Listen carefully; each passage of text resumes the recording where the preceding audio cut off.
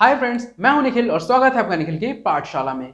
दोस्तों, जैसा कि आप जानते हो कि आपका टर्म 2 का जो लेक्चर वीडियोस है ये स्टार्ट हो चुके हैं दोस्तों।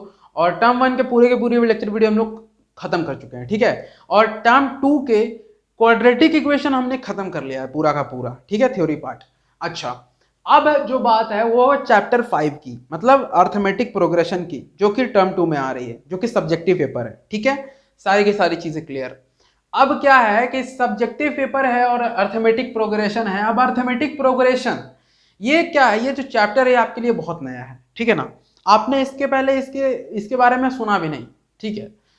तो जैसे मैं फैक्टराइजेशन की बात करूं तो फैक्टराइजेशन आपने क्लास 9th में बना चुके थे, ठीक है ना। फैक्टराइजेशन आपने क्लास 9th में बहुत सारे फैक्टराइजेशन बनाए थे अलग अलग तरह के, ठीक है।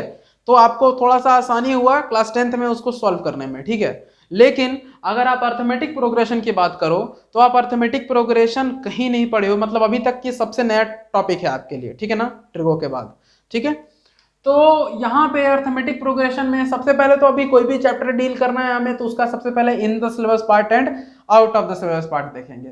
तो चलिए देख लेते हैं। सबसे पहले टिक आउट कर लीजिएगा एनसीईआरटी में आपके कौन सा सिलेबस आ रहा है, कौन सा सिलेबस नहीं आ रहा है। चलिए, तो यहाँ पे इन द सिलेबस पार्ट देखिए, यहाँ पे सबसे पहला जो टॉपिक उठ के आता है वो आपका इंट्रोडक्शन। बहुत इंपॉर्टेंट टॉपिक है ये, हाँ, बहुत इंपॉर्टेंट। क्यों? क्योंकि आपको सबसे पहले समझना होगा कि एक्चुअली में यहाँ पे अर्थमेटिक प्रोग्रेशन का कहने का मतलब क्या है, ठीक है ना। अर्थमेटिक प्रोग्रेशन पढ़ क्यों रहे हैं, ठीक है, समझ रहे बात।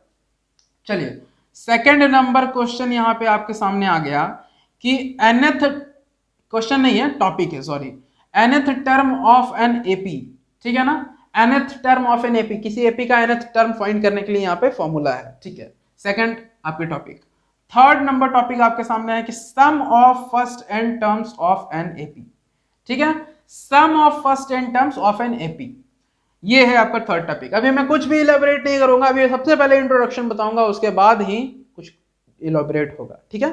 चलिए, आउट ऑफ द सिलेबस, ये सबसे इंपॉर्टेंट, ये तो अभी पढ़ना ही पढ़ना है, ये बहुत इंपॉर्टेंट है, क्या नहीं पढ़ना है, ठीक है। तो सबसे पहले एग्जाम्पल नंबर 16, एनसीईआरटी की बात चल रही है यहाँ पे, ठीक है।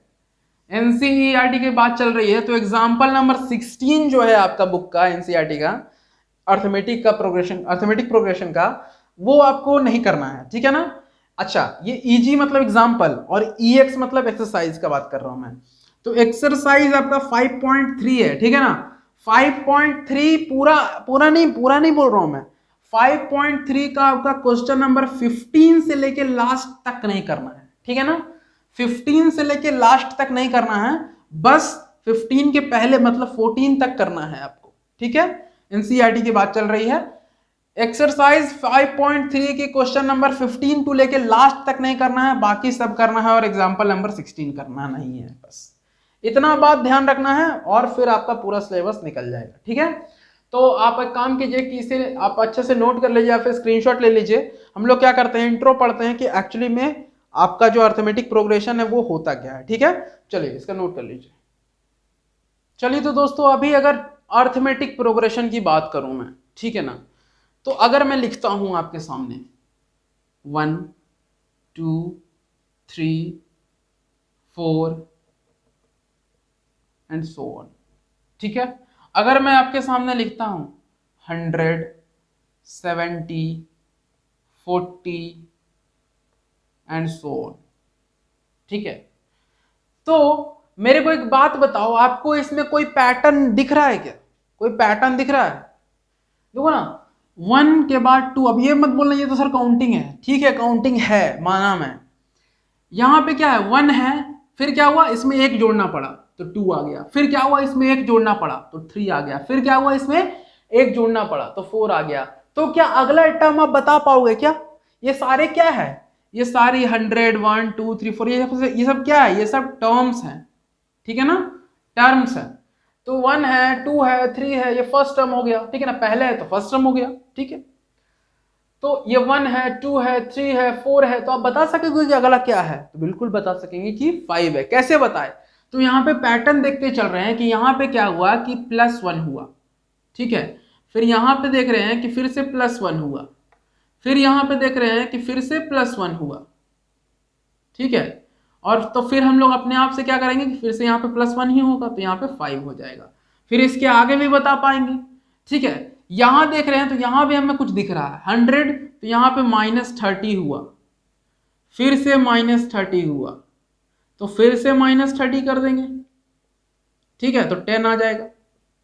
ठीक है, तो इस तरह से यहां पे क्या हुआ कि एक सीक्वेंस चल रहा है, ठीक है ना, एक पैटर्न दिख रहा है हमें इसमें, बिल्कुल।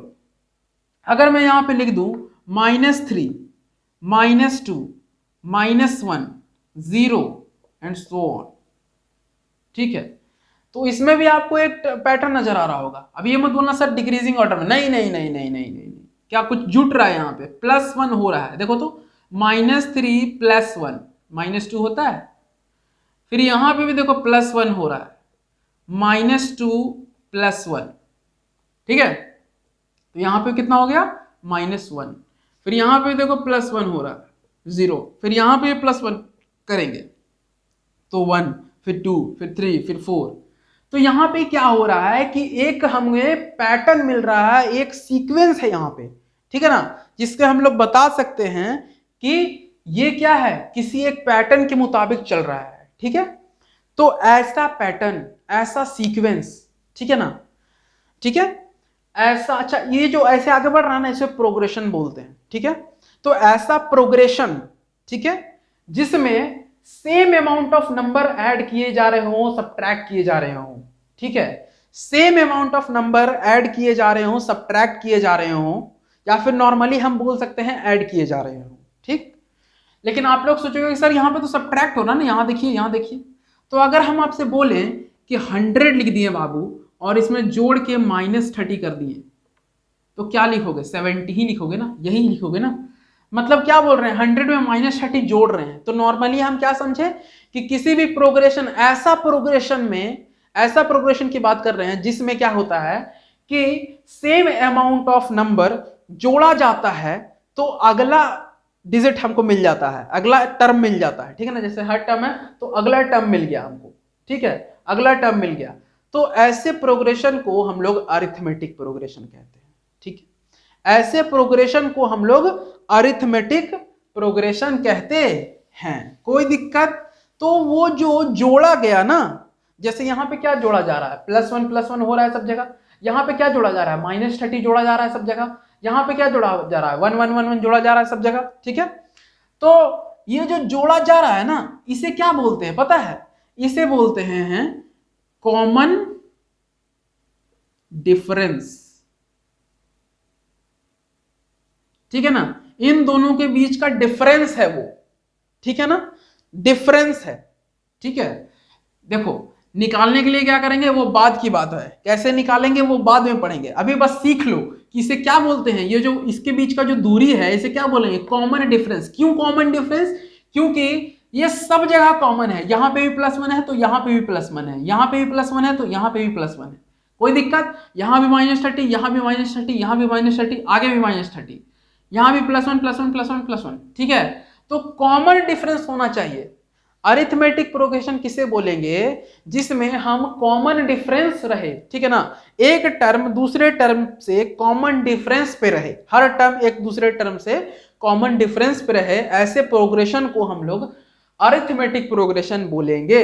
अरिथमेटिक प्रोग्रेशन में सबसे इंपॉर्टेंट बात आपकी यही है, अगर कभी भी आपको पहचानना है कि कौन, अगर आपके सामने एक प्रोग्रेशन दे दिया जाए, आपके सामने जैसे हमने दे दिया, जैसे मान लो इसे हमने दे दिया, तो आप यहाँ पे क्या करोगे, यहाँ पे देखोगे कि ये जो कॉमन डिफरेंस है वो सबका इक्वल है कि नहीं, ठीक है। जब इक्वल रहेगा तो क्या बोलेंगे, जी हाँ सर ये अरिथमेटिक प्रोग्रेशन है, अदरवाइज नहीं है, ठीक है ना। तो कॉमन डिफरेंस इक्वल होना चाहिए, ठीक है ना, कॉमन डिफरेंस इक्वल होना चाहिए। कैसे निकालेंगे कॉमन डिफरेंस वो बाद की बात है, वो आप लोग समझ रहे होगे, लेकिन आप लोग थोड़ा सा उल्टा समझ रहे हो, मैं उल्टा समझा ही रहा हूं इसीलिए आप लोग को समझाने के लिए कि अरिथमेटिक प्रोग्रेशन क्या है, ठीक है ना। बाकी जब हम कॉमन डिफरेंस पढ़ेंगे तो हम बता देंगे कि कैसे निकलता है, ठीक है। चलिए कॉमन डिफरेंस की बात किया जाए तो ये पॉजिटिव भी हो सकते हैं, ठीक है, ये निगेटिव भी हो सकते हैं और ये 0 भी हो सकते हैं, ठीक है, ये 0 भी हो सकते हैं। जैसे मान लो ये देखो 3 3 3 3 3 एंड सो ऑन, तो इसमें क्या हुआ, सब एक दूसरे से 0 से सेपरेटेड है ना, देखो तो 0 की दूरी है, 0 की 0 की 0 की, तो ये भी एक अरिथमेटिक प्रोग्रेशन है, ठीक है ना, ये भी एक अरिथमेटिक प्रोग्रेशन है, कॉमन डिफरेंस क्या आता है हमेशा, पॉजिटिव भी हो सकता है, नेगेटिव भी हो सकता है और जीरो भी हो सकता है। यहाँ पे देखो पॉजिटिव है, नेगेटिव है और यहाँ पे देखो जीरो है। ठीक है, कोई दिक्कत? तो मैं चाहूंगा कि अरिथमेटिक प्रोग्रेशन यहाँ तक अगर आप समझ गए होगे तो आप इसे एक बार नोट कर लीजिए। अगर नहीं समझ में आया तो एक बार वीडियो को फिर से बैक करके देख लीजिए ताकि आपको समझ में आ जाए। चलिए इसे नोट कर लीजिए या फिर स्क्रीनशॉट ले लीजिए, हम लोग आगे बढ़ते हैं।